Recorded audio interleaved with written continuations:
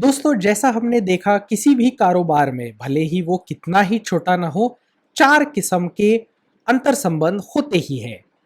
पहले दो तो हमने देख लिए, ये थे हमारे ग्राहकों के साथ और हमारे कच्चे माल के प्रदायकों के साथ। चलिए अभी बाकी के बचे हुए दो अंतर संबंध समझ लेते हैं।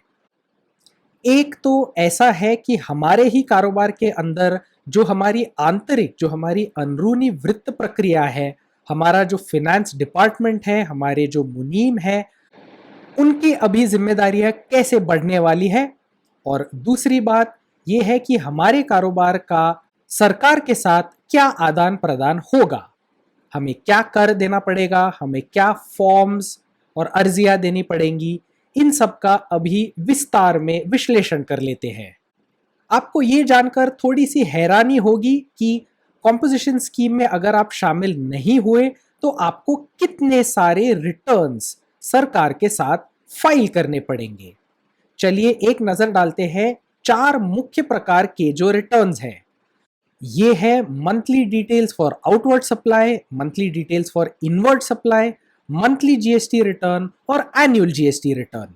और दोस्तों, ये तो केवल प्रारंभिक रिपोर्ट्स है, और भी बहुत सारे ऐसे रिपोर्ट्स हैं जो आपको भरने पड़ेंगे यदि आपका कारोबार और भी जटिल हो गया तो आइए समझ लेते हैं एक एक करके इन चार मुख्य प्रकार के रिटर्न्स। पहला रिटर्न है monthly details for outward supply. इस कागजात में हर महीने हमको सरकार को देना पड़ेगा पूरा हिसाब किताब कि हमने उस महीने में क्या आउटवर्ड सप्लाईज भेजे हैं। याद रखिए कि जीएसटी में सप्लाई की परिभाषा बहुत ही चौड़ी है और इसीलिए इसमें शामिल होंगे licences, barter, exchange, disposal, sale, ये सारे किस्म के आदान प्रदान आउटवर्ड सप्लाईज में शामिल होते हैं। ये परिभाषा इतनी चौड़ी है कि आप समझ लीजिए कि आपके कारोबार के अंदर जो भी आता है, आपके कारोबार के बाहर जो भी जाता है, उस सब का हिसाब किताब आपको देना पड़ेगा। और एक बार नहीं, बार बार, हर महीने में एक बार। और इसमें यह भी शामिल है debit notes, credit notes, returns जो आपके कारोबार के दौरान आते हैं। यही नहीं, ये सारी चीजें आपको क्लासिफाई करनी पड़ेंगी कि ये B2B थी या B2C। Government transactions, exempt transactions, interstate transactions, इन सारी चीजों का पक्का हिसाब किताब आपको बनाए रखना पड़ेगा और आपको हर महीने ये सरकार को भेजना पड़ेगा। मतलब आप ही समझ लीजिए कि ये सब कागजात तैयार करने के लिए और सरकार को भेजने के लिए आपको लगेगी एक पूरी टीम। आपके फाइनेंस विभाग, बोले तो वित्त विभाग की संख्या तो बहुत ही बढ़ जाएगी और उनकी तनख्वाह भरने के लिए आपको लगेगी मोटी रकम। तो ये है केवल monthly details for outward supplies के कागजात। आइए देखते हैं दूसरे प्रकार का रिपोर्ट, बोले तो monthly details for inward supplies.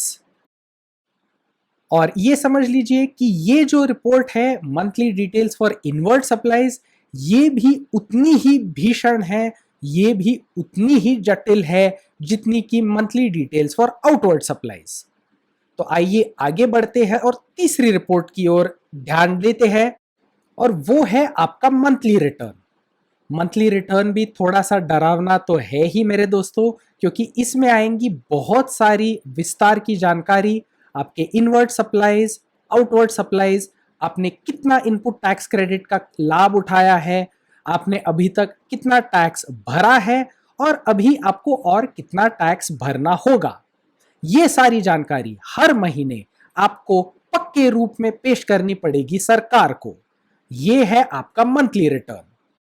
और अब दोस्तों आगे बढ़ते हैं मंथली रिटर्न के बड़े भाई की ओर। मंथली रिटर्न का बड़ा भाई बोले तो एनुअल रिटर्न।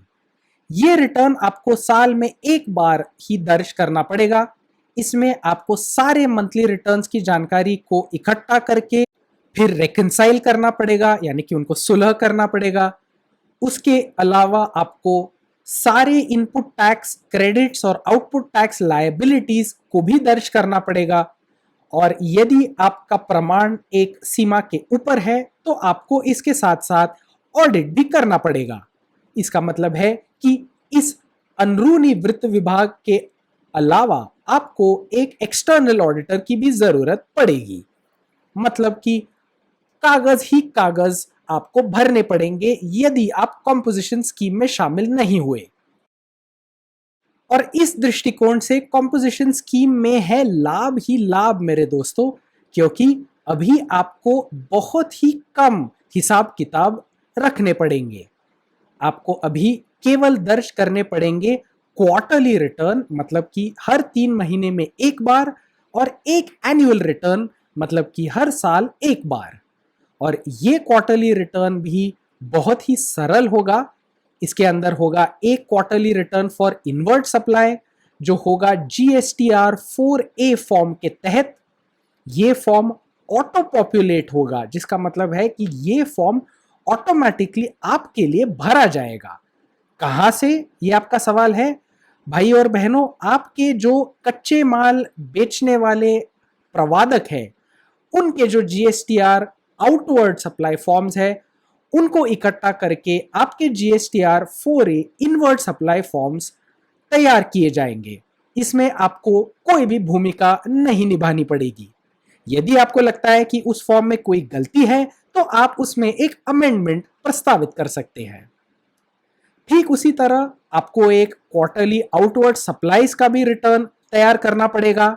इसमें आपको ये दर्ज करना पड़ेगा कि आपके ग्राहकों के साथ आपने क्या संबंध रखे हैं, आपके क्या इनवर्ट सप्लाईज हुए हैं, और ये है फॉर्म GSTR 4। इस फॉर्म में ये भी जानकारी होगी कि आपको टैक्स कितना जमा करना होगा। तो ये रहा आपका क्वार्टरली रिटर्न कॉम्पोजिशन स्कीम के तहत। और इन चारों क्वार्टरली रिटर्न्स को मिला के आप बनाएंगे केवल एक सरल एनुअल रिटर्न।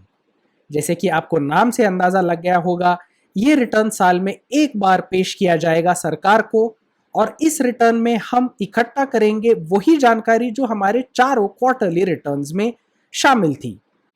यदि आप कॉम्पोजिशन स्कीम में शामिल होते हैं तो आपको ऑडिट की भी जरूरत नहीं है। इसका मतलब है कि आपका अंदरूनी वित्त विभाग ही आपके वित्त कागजात को तैयार कर सकता है।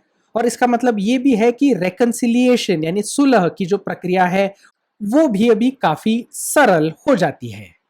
और इस तरह दोस्तों हम ये देख सकते हैं कि जहां तक आपके अंदरूनी वित्त विभाग और मुनीम विभाग के जो कर्मचारी हैं उनका भी काम बहुत ही आसान हो जाएगा, क्योंकि अभी हिसाब किताब बहुत सरल होगा और आपको बाहर के ऑडिटर की भी जरूरत नहीं होगी। और इसीलिए दोस्तों, यदि आपका कारोबार सरल है, यदि आप कॉम्पोजिशन स्कीम के योग्य माने जाते हो, मतलब कि आपके कारोबार का प्रमाण 50 लाख रुपए से कम है एवं आपकी गतिविधियों का प्रमाण भी योग्य है, तो जरूर आप कॉम्पोजिशन स्कीम में शामिल हो जाइए, क्योंकि इसमें आपका बहुत फायदा है।